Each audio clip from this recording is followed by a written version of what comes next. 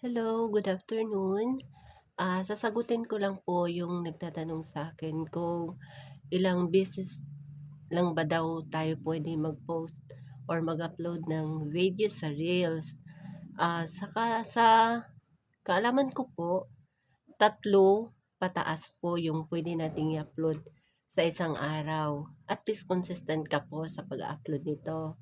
Tsaka sa akin nga, marami akong ina-upload na reels. Siguro naiinis na rin yung iba kasi palagi na lang dumadaan yung video ko sa newsfeed nila. Okay lang po talaga yun. 'Wag ka po mag-alala kung busy ka naman tulad ko na may trabaho, puwede din naman sa isang araw, isang beses lang, okey lang po talaga yun. Basta consistent ka lang